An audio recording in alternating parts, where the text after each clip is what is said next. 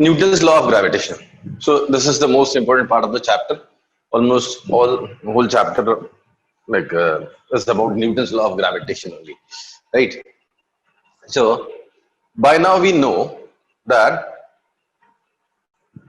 every two object having some masses separated by a finite distance in wherever in the universe, they exert a force of attraction on each other by virtue of gravity. And the force is known as gravitational force, right?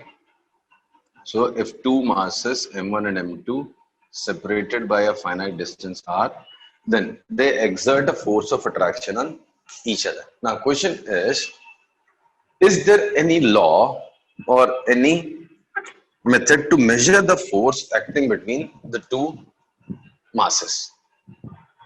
So Newton gave us a formula to measure the force, gravitational force to be precise, acting between the two masses separated by a finite distance in space.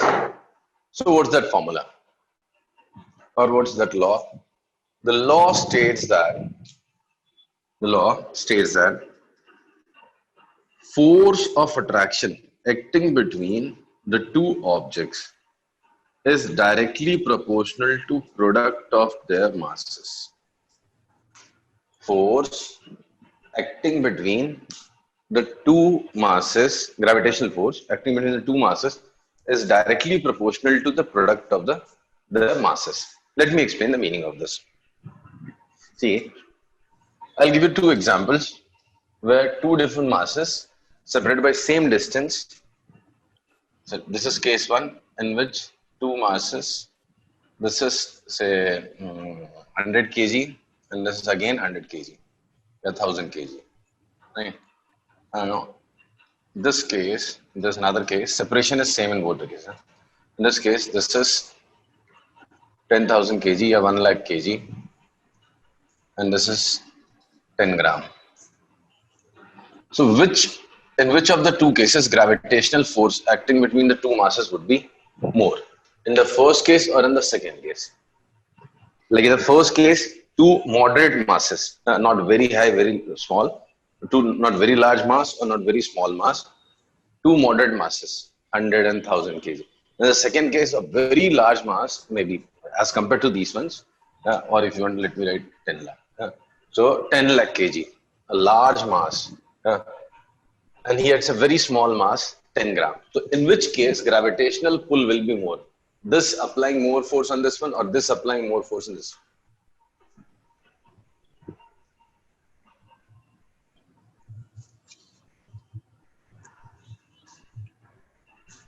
Say. So the second one? The first. The second.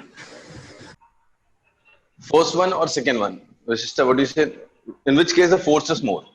The first one or the second one? The first one. I think the second one. Actually, the force is more in the first one. We always have an opinion that a large mass will exert more force in the smaller one. But it is not like that. This is what is written in first law. It depends on the product of their masses. One mass being very large and other mass being very small will not produce large force, right? Magnitude of force is directly proportional to the product of their masses, right? So what is the product of the masses in the first case? 100 into 1000. The product is 1 lakh, right? Here, this is already 10 lakh, but 10 gram means what? 10 by 1000 kgs. So the product is just 10,000. So in this case, force is 10 times more than this one.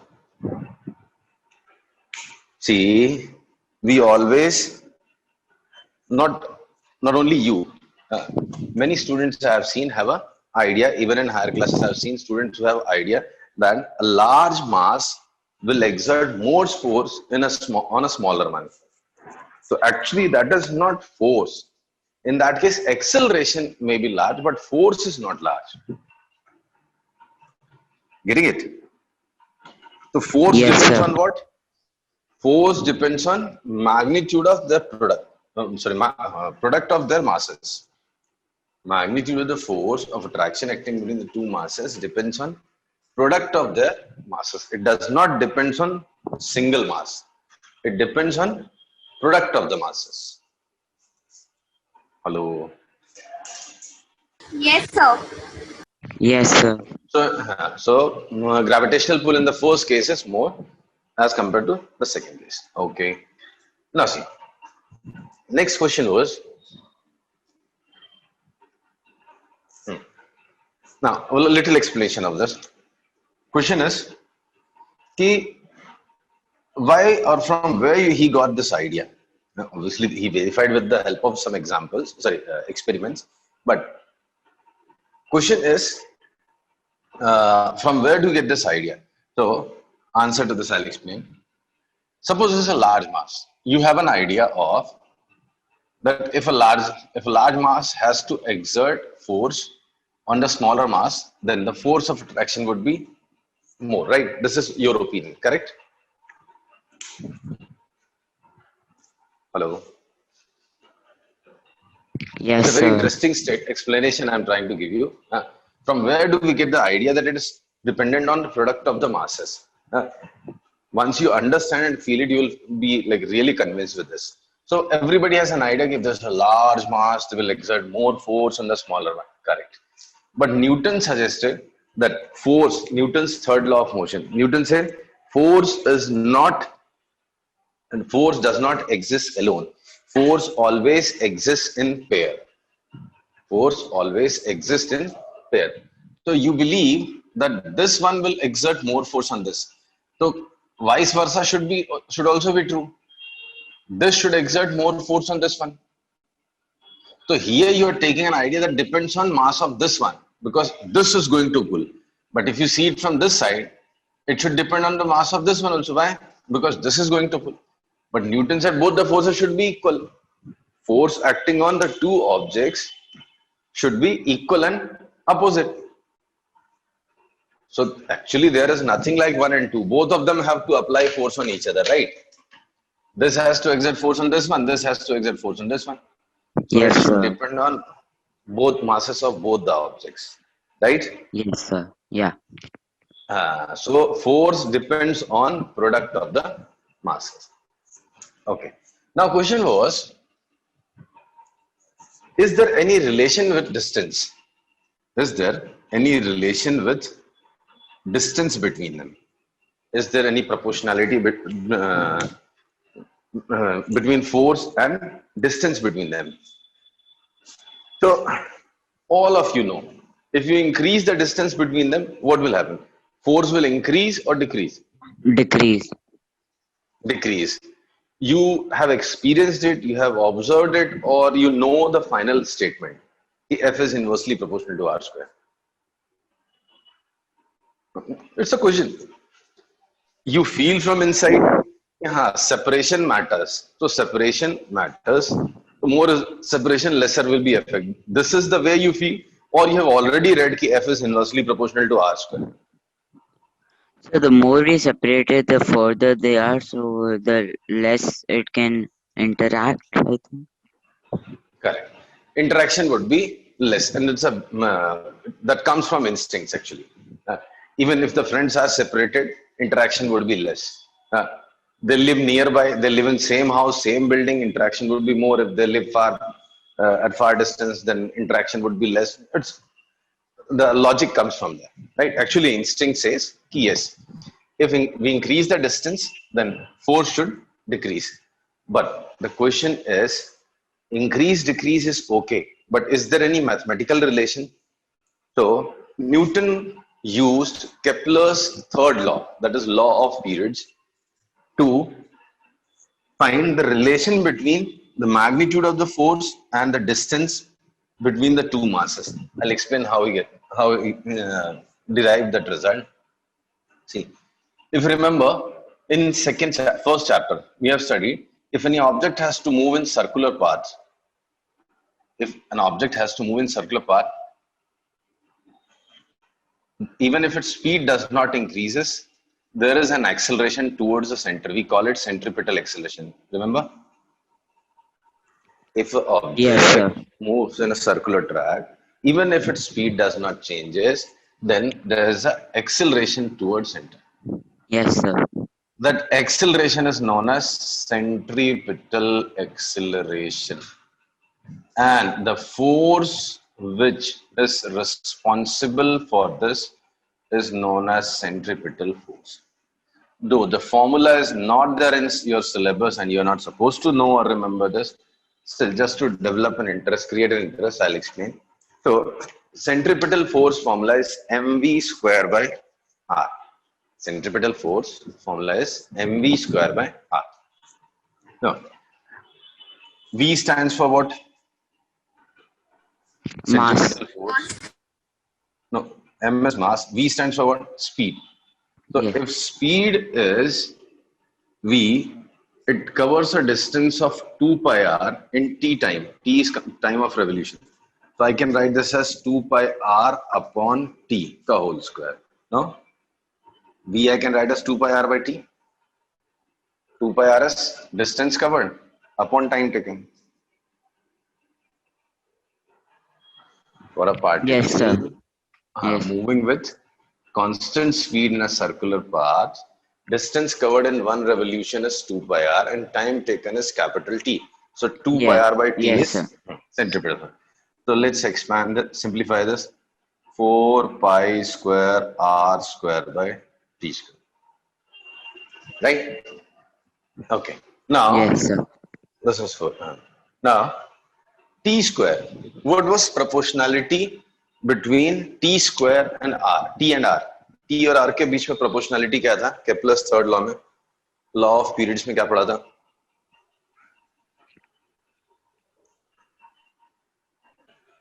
T I just square told is we have R. proportional to R cube. Cube. Yeah. Kepler's law says T square is proportional to R cube. मतलब T square must be some times of R cube. So let us replace T square by some times of R cube. So what do we get? M by So R F square. is equal to M by R 4 pi square R square upon K R cube. Now, all these terms are constant. R square से cancel किया. R into R is R square. So some constant divided by R square. So F is inversely proportional to R square. So Newton derived an idea or result from Kepler's third law of planetary motion that the gravitational force of attraction must be inversely proportional to R square. Got it? Yes, sir. So, obviously, after that, he verified using some experiments and he conducted a lot of experiments and he verified it. But the first idea from where he got the idea that F must be inversely proportional to R square was from Kepler's third law. So, he concluded directly proportional to product of their masses, inversely proportional to square of distance between them. So, this is what he concluded. The force of attraction between two masses is given by formula, is directly proportional to m1 m2 by r square. More is the product of mass, more is the force. More is the distance, lesser is the force. Where did G Okay, come from then? I'll explain. So I hope you remember I gave a lecture on proportionality. You people were not there. So I explained what is directly proportional, what is inversely proportional. Hello. Yes, sir. So you know what is concept of proportionality? When do Yes, we sir. say that the two Directly. objects are directly proportional? So when one thing increases, the other thing also increases. So both increase, and if it's inversely, so if one thing increases, the other thing decreases. Okay, maybe you were not. I'm sure you people were not there because direct variation. Very few students know. Very few students I've seen know what is direct variation. Direct variation is not you said. I can show you in direct variation. One of the quantity increases, other decreases. Can you even think of? direct variation where one of them increases, other decreases? Have you ever heard? Or I'll No, show sir. you. And matlab, direct variation, the soul of physics. More than 90% of the theory will be like eliminated from your syllabus if this variation concept was not there. We have that many concepts in physics just because of this concept, variation. Variation is very important to understand. Not only understand, you should feel it. What is variation? I'll explain. What is direct variation? I'll explain again. See, you think y is proportional to x. If x increases, then y also increases, right? This is not true. I'll give you an example. Y is 3x plus 5, right? X is 0, y is 5. X is 10, y is 35. X is 20, y is 65. X increases, y also increases, but y is not directly proportional to x. Then what is directly proportional? What is direct variation? If one of the quantities is doubled, other also gets doubled. If one of them is tripled, other also gets tripled. One of them becomes 5 times, other also becomes 5 times. Then we say So they your are screen is directly blur. proportional. That's okay. Now is it visible? Yes, sir. So I'll say proportionality, direct variation. Direct variation, we say y is directly proportional to x if and only if x is, we say y is directly proportional to x if x is doubled, y also gets doubled. If x is tripled, if x is made 1/3, y also becomes 1/3. This is what we say is direct variation. See, I have doubled the x. Y gets doubled or not No, exactly sir. double something? It's not No, double. no, it's not double. So this is not direct variation, right? Yes, sir. Direct variation looks like, equation of direct variation looks like this. Y equals to some constant into x. Graph of it looks like straight line passing through origin or straight line passing through origin. This is the graph. And table of values looks like this. X, Y. If x is 0, y will always be 0. If x is 5, y is 7. X is 10, y is 14. X is 15, y is 21. X is 5 times of something, y is 7 times of something. Mathematical form is x1 by x2 is equal to y1 by y2. Right? I believe there's a full chapter on it in maths in 8th standard or 9th standard, I don't remember. In one of the 2 classes, there's a full chapter on variation, and this I is think very it was important. 8th. Yeah, it was 8th. Okay. So direct variation. So direct variation you should always remember as if one of them is doubled, other also gets doubled. If one of them is tripled, other also gets tripled. If one of them is made 10 times, other also becomes 10 times. Now you must be thinking, sir, we also said the same thing. If one of them is increased, other increases. No. There are many cases where x increases with y, but that is not directly proportional. As in this case, see, x increases, y is also increasing. But that doesn't mean y is directly proportional to x. Right? Yes, sir. There's a special relation. It's a special relation. One of them gets doubled, other also gets doubled. One of them is tripled, other also gets tripled. Right? Now, I can show you an example where I'll double the x, right? I'll increase the x and y decreases. Let me show you. See.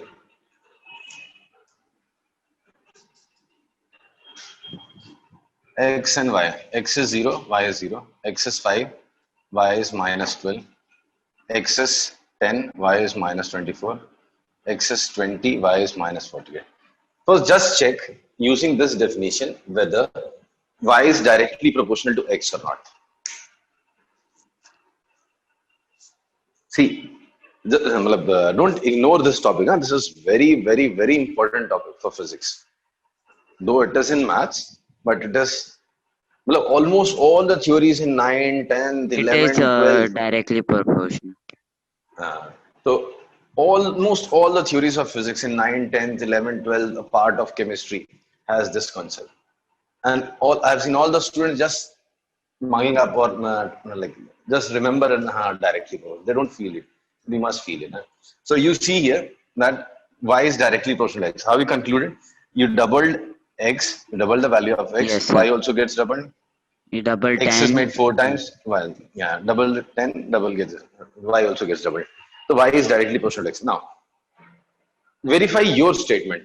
If one of them increases, other also increases. Are both the quantities increasing simultaneously?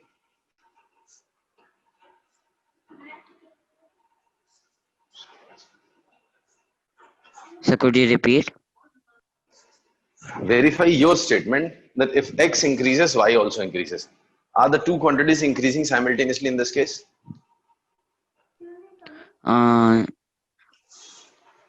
X is increasing, but Y is decreasing. Yes, but still it is directly proportional. Yes. So one increases, other also increases does not imply directly proportional. Right? Directly proportional simply means if one of them is 0, other is also 0. In all the other cases, if one of them is doubled, other also gets doubled. If one of them is made 1/3, other also becomes 1/3. Right? So this is what we say is direct variation.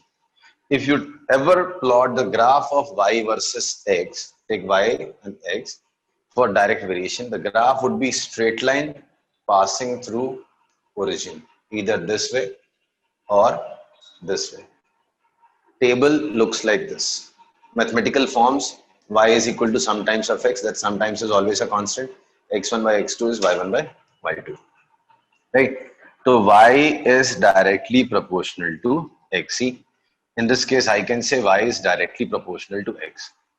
Now, trick is